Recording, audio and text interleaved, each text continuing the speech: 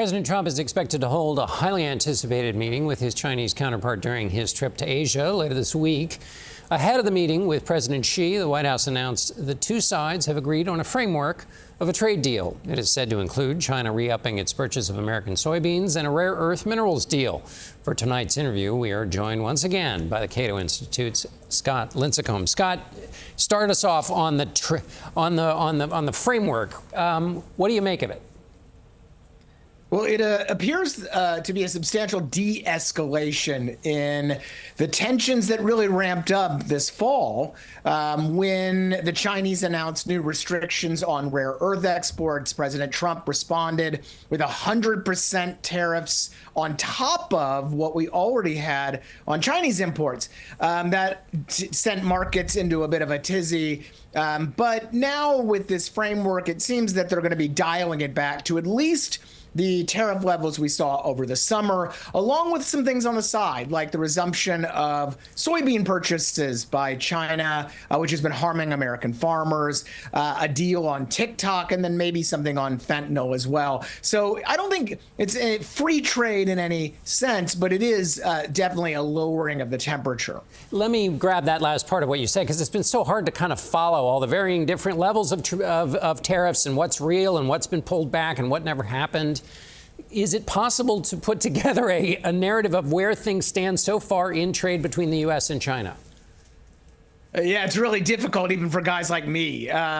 The basics are that prior to this big escalation in the fall, tariffs on Chinese imports ranged from anywhere from around 20% to 50%, with a few major exclusions for things like consumer electronics. So definitely not low, but definitely not 150% like we had in April for a few weeks, and then what Trump threatened again just a few weeks ago. This is still not, though, what we had before President Trump ramped up tariffs during his first term, when tariffs on Chinese imports were relatively low, with some exceptions for dumped products and other things like that. So as we come to some understanding of the general Trump tariff policies, when you mention, say, something like fentanyl, that's a way in which tariffs are used as a leveraging measure to get policy changes, not to affect the economy. Is it possible to come to a conclusion about sort of how much of tariffs are used for policy, how much are to right balance trade? What's your kind of going theory about this?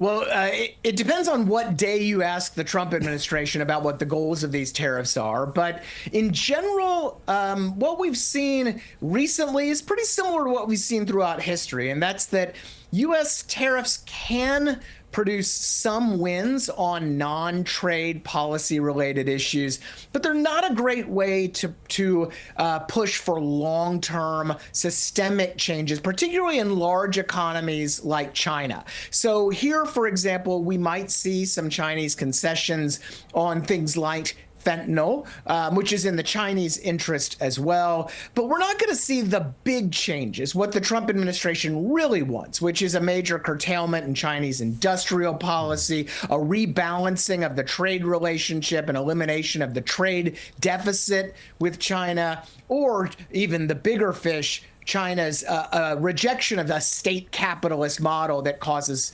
distortions in the global economy. 25 seconds. What are your expectations for the actual meeting? I think it's going to be a nice photo op, but few surprises. You know, this has been pretty traditional diplomacy, unlike Trump normally, where the parties seem to have banged out a deal over the weekend in advance. And now what we're going to get is a handshake that's confirming what that deal concluded, which is, again, better than the threats we had over the last few weeks, but still nowhere near to what we had a few years ago.